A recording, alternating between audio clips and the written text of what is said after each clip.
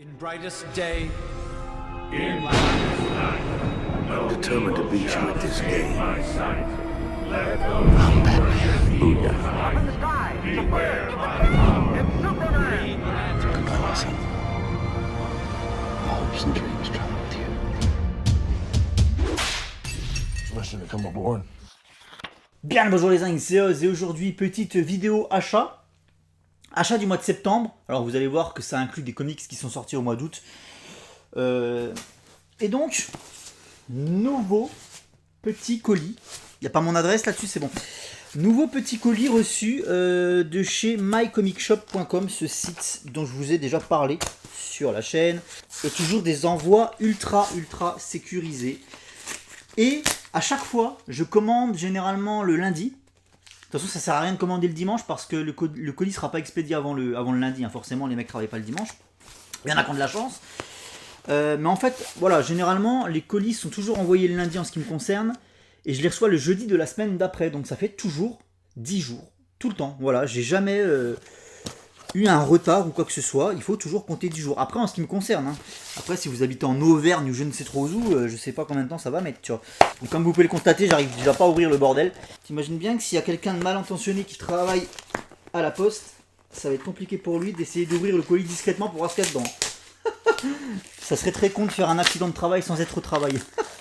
Ça serait très con que je sois en arrêt maladie pour une coupure que je me sois faite en ouvrant un colis, quoi.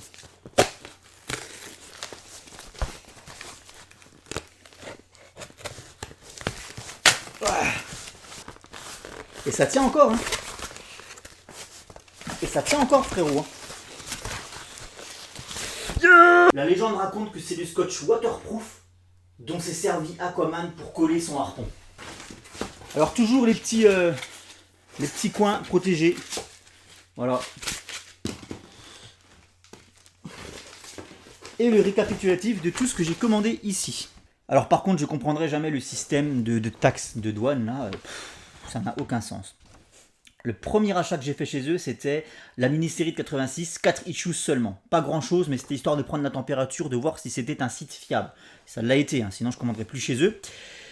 Pour 4 issues, j'avais payé 20 balles de douane, je crois, dans mes souvenirs. Ouais, c'est ça, 20 balles de douane. Après quoi, j'ai commandé la série de Sean McLaughlin, 13 issues, donc un colis forcément plus conséquent. J'avais payé 20 balles aussi, tu vois. Donc pas de différence entre 4 et 13 issues. Donc, parce que j'imagine que c'est un système de poids aussi. Hein. Pour ce qui me manquait de Peter David, c'est-à-dire 26 issues, j'avais payé 30 balles de douane. Donc là, colis encore plus conséquent, donc c'est normal que je paye plus cher. Et là, je m'attendais à payer la blinde, si tu veux. Je m'attendais à payer la blinde parce que là, j'ai 31 issues. C'est donc à ce jour mon envoi le plus conséquent chez mycomicshop.com. Et pourtant, c'est l'envoi où j'ai payé le moins de douane. J'ai payé que 13 euros. J'ai payé que 13 euros de douane. Je comprendrai jamais le délire. Ça vient du même endroit, le colis est plus lourd, ça passe par les mêmes services. Hein, parce qu'en fait, ce qui est génial avec ce site, c'est qu'il vous envoie évidemment le lien pour tracer le colis en temps réel. Voilà, et du coup, vous pouvez vous rendre compte que ça passe par la Californie. En fait, ça part du Texas, Arlington, je crois. Ça va jusqu'en Californie. Donc ça traverse déjà la moitié des États-Unis, et une fois que c'est en Californie, ça prend l'aéroport international et c'est envoyé en France. Voilà. Et à partir du moment où ça arrive en France, en 2 jours, c'est dans votre boîte aux lettres. Enfin, pas dans la boîte aux lettres, il y a un mec qui vient sonner parce qu'il faut récupérer le chèque. Alors, donc on a une pochette qui contient l'ensemble. Qu'est-ce qu'on a aujourd'hui au menu? On a le restant de la 5e série. Voilà, la 5e série Aquaman, c'est celle initiée par Peter David en 93 avec Time and Tide. Et c'est celle que reprendront entre autres Dan Abnett, Dan Jurgens, Eric Larsen. On a plusieurs artistes qui vont succéder à Peter David sur la même continuité, sur la même série. D'ailleurs, on peut le voir, c'est la même typographie. Voilà, épisode 75, 47. Donc là, logiquement, j'ai de l'épisode... donc après Peter David s'arrête au 46. Donc là, normalement, j'ai de l'épisode 47 qui est ici jusqu'à l'épisode 75 qui marque la fin de la 5e série. Voilà. Et après cet épisode 75, on passera sur la 6e série. Mais ça, on verra ça quand je ferai la vidéo sur l'âge moderne, entre guillemets, l'âge de lumière, je préfère l'appeler. Qui commence en 2003. Voilà, c'est la fameuse série Sub Diego. Celle qui suit celle-ci. Alors, 74, voilà, on va y aller comme ça. Épisode 75, voilà, le dernier.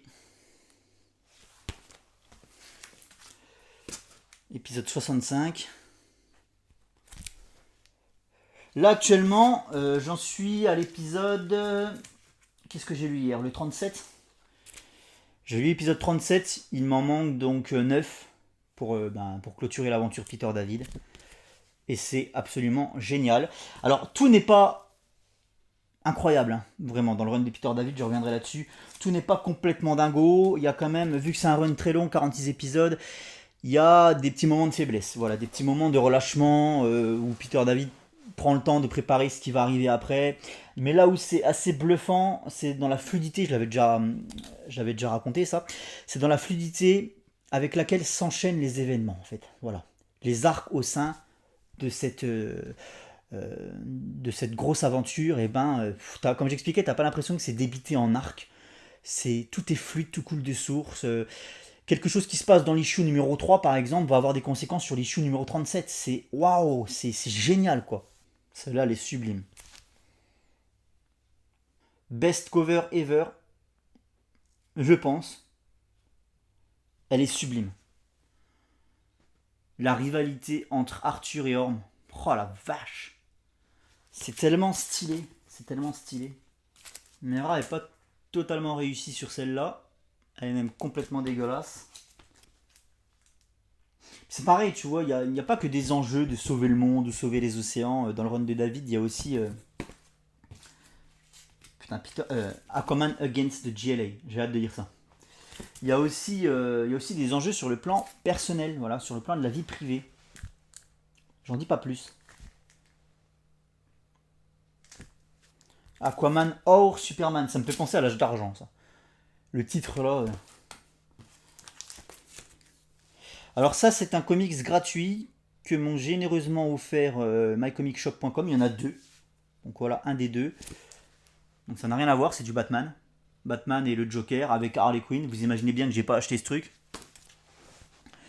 Mais l'idée c'était que vu que c'était le Batman Day, il y avait pendant une semaine ou deux, je crois, sur leur site, il y avait la possibilité, moyennant une certaine commande évidemment, d'avoir des comics envoyés gratuitement. Donc il y en a un ici, voilà, je sais même pas si je vais le lire en vrai. Parce que Batman, juste pas envie en ce moment. Et voilà le deuxième. Celui-là je vais le lire parce que c'est Batman Catwoman. Donc celui-là ouais je vais le lire par contre.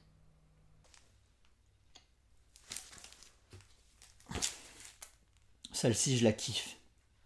Ah celle-là elle est incroyable. C'est tellement fort visuellement l'Atlantide dans cette boule de cristal quoi. Enfin dans sa bulle de verre là, sous son dôme. À la base c'est de la pierre poreuse, hein, je le rappelle, c'est pas du verre, c'est une espèce de pierre qu'on broie et qui donne une poudre extrêmement résistante et transparente et avec laquelle on érige le dôme. Tout ça est raconté dans Atlantis Chronicles. Mais voilà, je trouve que visuellement ça a tellement de la gueule Atlantide dans cette... Comme les boules à neige que t'as quand t'es gamin, là que tu renverses et il neige sur la tour Eiffel. Il y a vraiment cet effet là, c'est toute la magie, toute la poésie d'Atlantide. J'aime beaucoup Atlantide quand elle est dans sa bulle. Et c'est vrai que maintenant, tu vois, j'ai du mal avec l'Atlantide du film parce qu'ils ont enlevé ça. Et pour moi, c'est... Tu vois, il y a une identité à respecter dans les villes de DC. Je le dis tout le temps, ça. Je le dis pour Metropolis. Tu peux pas prendre n'importe quelle ville américaine et filmer ça comme si c'était Metropolis.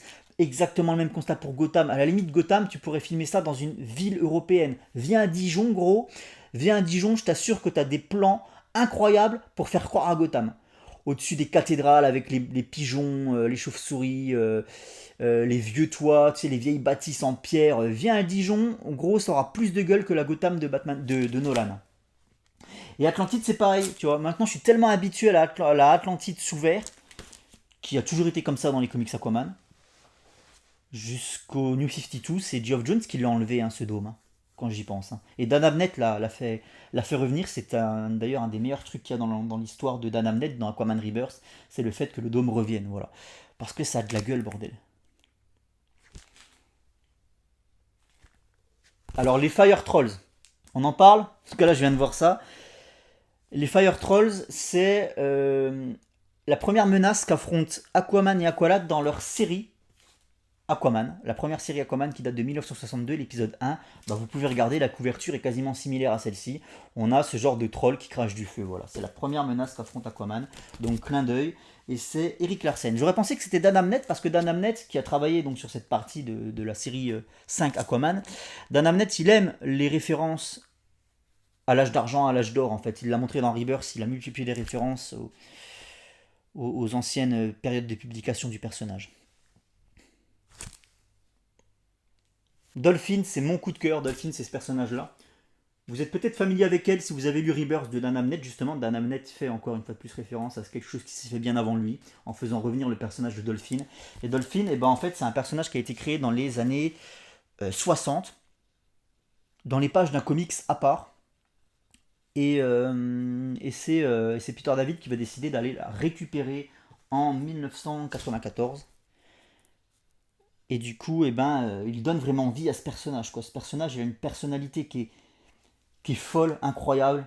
C'est une meuf un peu atypique, un peu sauvage, qui n'a pas froid aux yeux. J'aime beaucoup ce genre de personnage féminin. Dolphin, c'est vraiment mon gros coup de cœur dans le run de Peter David. Chez Dan Abnett, elle avait moins ce côté un peu fougueux, tu vois, je trouve. Celle-là, je l'aime bien aussi de cover. Tu vois, c'est pourquoi mon encyclopédie, elle avance pas aussi.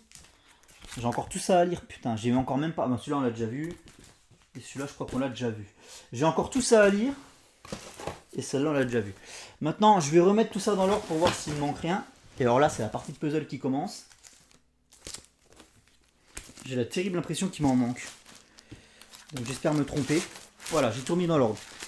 47, 48, 49, 71, 72, 73, 74 et 75. Tout est là. Tout est là. Voilà, je vais pouvoir boucler cette 5e série. Il me manque juste une issue qui est dans le run de Peter David, mais j'avais expliqué qu'elle n'était pas disponible sur le site. Et apparemment, Seltzer a fait ses recherches. Et en fait, cette issue serait liée à un crossover. Voilà, donc en fait, il faut que je la recherche peut-être dans une autre catégorie. C'est toujours le bordel, putain, les comics, sans déconner. Voilà, la 5e série est définitivement bouclée dans ma collection. Donc, ça nécessite 2 TPB facilement trouvables sur Internet, plus tout le reste en issues. Malheureusement, on ne peut pas faire autrement. J'espère que la sortie du film remédiera à ça. De toute manière, elle va le faire puisqu'il y a un omnibus qui est prévu l'année prochaine que j'achèterai. Voilà, histoire d'avoir la totale. Puis c'est quand même plus joli d'avoir un omnibus que plein d'issues. Vous savez, avec Aquaman, j'ai découvert vraiment ce principe de lecture, épisode par épisode, issue par issue. Parce qu'avant, j'achetais du Urban Comics. Donc j'avais pas ce caractère épisodique. En tout cas, ça sautait moins aux yeux. Et depuis que j'ai commencé à lire Aquaman en issues, j'aime beaucoup, tu sais, voilà, tous les soirs, tu vas piocher ton numéro 49, 50, 51, tu vas piocher le numéro suivant à chaque fois.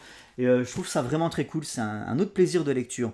Puis voilà, c'est des tout petits fascicules, c'est des tout petits formats, il y a une vingtaine de pages, pas plus. Enfin, 20 pages de récit plus 4-5 pages de pub. Mais voilà, c'est extrêmement léger, ça se lit super facilement dans le plumard. Donc c'est vraiment une autre expérience de lecture que j'aime énormément.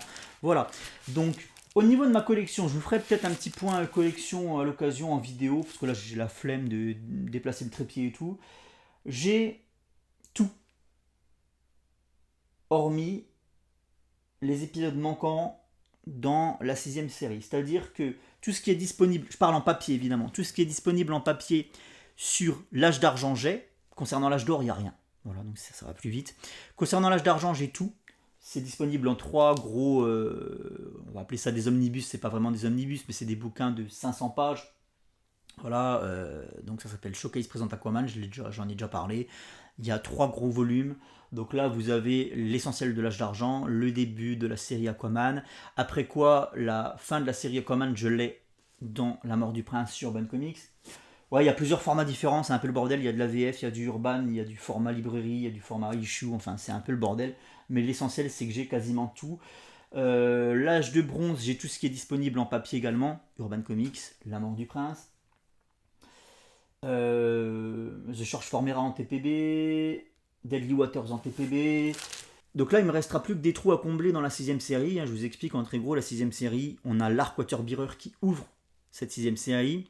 Après quoi il y a des épisodes manquants qui n'existent qu'en issues, donc j'irai les chercher en issues, parce qu'il n'y a pas de TPB les concernant, et après quoi, hop, Sub Diego tome 1, Sub Diego tome 2 chez Urban Comics, et puis À la fin de Subdiego tome 2, tu repasses sur du TPB-VO avec Sword of Atlantis. Malheureusement, il n'y a qu'un TPB disponible et sur 2, donc il va falloir que j'aille chercher la suite en issues aussi. Voilà ce qui me manque.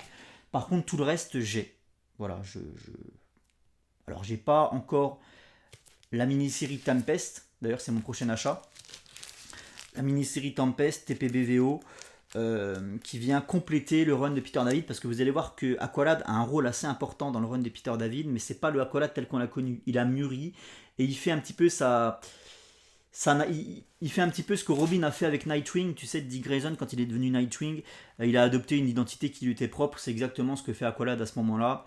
Voilà, il rencontre Atlan, le père biologique d'Arthur, qui est un sorcier et qui va lui apprendre notamment la magie, et donc ils partent en stage, ils partent en stage tous les deux, et en fait ça va être raconté dans la mini-série Tempest de Phil Jiménez, qui date de la même époque, les années 90, donc j'ai très hâte de découvrir ça, ça viendra apporter un complément au run de Peter David. Voilà, bam. Qu'est-ce que j'ai acheté d'autre au mois de septembre? Bah là un peu de VF, le 3e volume de Superman Chronicles, voilà, l'exemplaire est propre, pas de soucis de fabrication, pour l'instant pas en tout cas, j'espère que ça va durer, parce que j'ai pas commencé à le lire.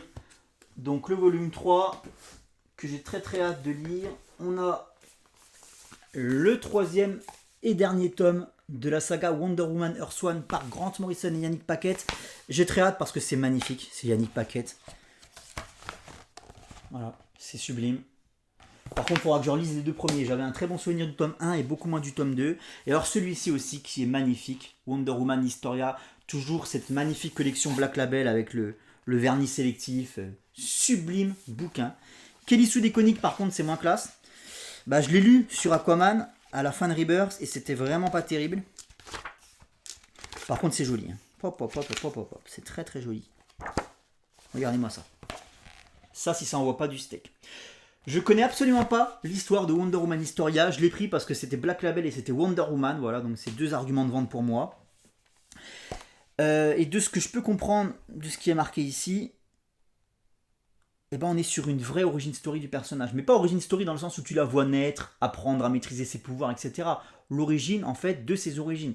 Pour moi, ça me fait penser à Atlantis Chronicles, tu vois. J'espère que c'est ça. J'espère que Wonder Woman Historia va me proposer la même expérience que j'ai pu vivre avec Atlantis Chronicles, où en fait c'est l'origine story de l'environnement, du lore, c'est le world building du personnage qui n'est pas encore là parce qu'il n'est pas encore né, mais voilà dans quel contexte il va naître, et ben on fabrique ce contexte. Ça j'adore, parce que ça contribue à la légende du personnage, tu vois, le contexte, tu vois. C'est comme si on me sortait une histoire sur la fondation de Gotham City, moi ça me passionnerait, tu vois. Ou comme je l'ai dit, ce qu'on peut voir d'ailleurs brièvement dans Supergirl Woman of Tomorrow, vous savez, quand la ville, c'est Argo City, la ville originale de Kara Zor-El, elle dérive dans l'espace, complètement livrée à elle-même.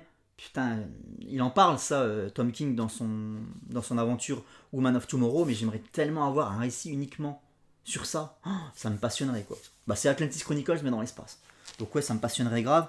Donc voilà ce que j'attends de Wonder Woman Historia, c'est du world building avec de la tragédie, à tous les niveaux, c'est magnifique en tout cas. Regardez-moi ça. Oh, le plan là, il est incroyable. Et l'odeur du bouquin neuf, bordel de merde, ça c'est ma drogue. Voilà. C'est probablement le prochain Urban que je vais chroniquer sur la chaîne. Mais bon, avant ça, boum. Donc j'ai du boulot. Plus l'encyclopédie. Allez, ciao les zincs. Merci à vous tous d'avoir suivi cette vidéo. Donc je le répète, mycomicshop.com. N'hésitez pas, c'est sûr, ça arrive chez vous en 10 jours les petits gars. Je suis pas du tout partenaire avec eux. D'ailleurs, il faudrait peut-être que je demande parce que ça fait 3 vidéos que j'en fais l'éloge. Et je touche pas un centime, bordel. Je touche pas un comics gratuit à part les 2 là, mais c'est parce que c'était Batman Day. Mais ouais, ça vient de l'autre bout du monde. Ça arrive chez vous en 10 jours dans des envois hyper sécurisés. Jamais un problème, si ce n'est un numéro manquant. Mais ça a été rétabli sur ma commande d'après, donc finalement c'est pas un gros problème. Je ne saurais que vous recommander ce site. Voilà, et ben merci les petits gars, je vous dis à très bientôt, prenez soin de vous. Yeah.